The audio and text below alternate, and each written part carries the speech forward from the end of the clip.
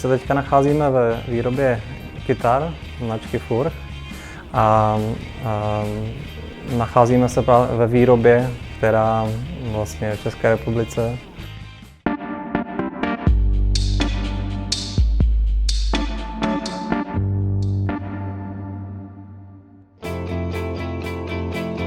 Příběh značky Furch začíná někdy v roce 1981, kdy můj táta postavil vlastně první kytaru se jménem Furch na hlavě. A důvod byl ten, že v té době nebylo v komunistickém Československu tenkrát možné koupit nějakou zajímavou kytaru, vysoce kvalitní kytaru. Proto se rozhodl, že si ji vyrobí sám. My se teďka nacházíme ve výrobě kytar značky Furch a nacházíme se ve výrobě, která vlastně v České republice, a tady se zabýváme výrobou vlastně těch řekněme, nejkvalitnějších nástrojů, obecně nejkvalitnější třídy nástrojů na světě. Takže letos vyrobíme asi 7,5 tisíce kytar. Náš největší trh je Německo, následuje Skandinávie a třetí je Japonsko. A řekněme 50% celkově výroby zůstává v Evropě a 50% jde na vlastně nějaký mezinárodní zámořský export.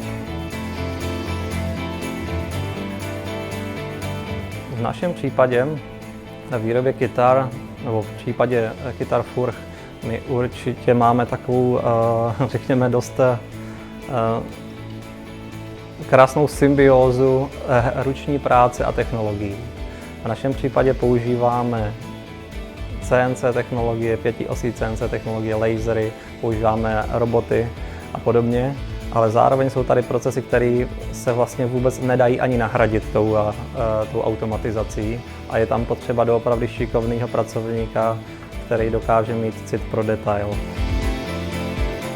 A materiály, které se používají, řekněme nejvíc konvenčně, jsou cedr ze Severní Ameriky, smrk, druh sitka, která je ze Severní Ameriky, mahagon z Afriky, palisander z Indie, ebens také z Afriky, nebo může být z Indie.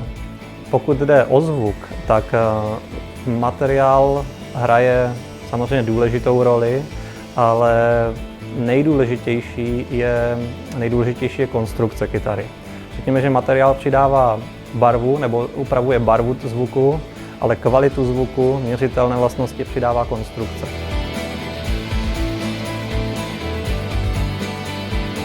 Pětiosá technologie právě proto, že vlastně dokáže samozřejmě opracovávat ze všech stran, dokážeme vyrábět malé díly, velké díly, komplikované díly, kde používáme až 12 nástrojů na osnový stroj. Tady je spíš o naší filozofii, že já chci, nebo to, co mě baví, to, co baví můj tým, je naší řekněme, značky. Takže honba za dokonalostí. To je budoucnost.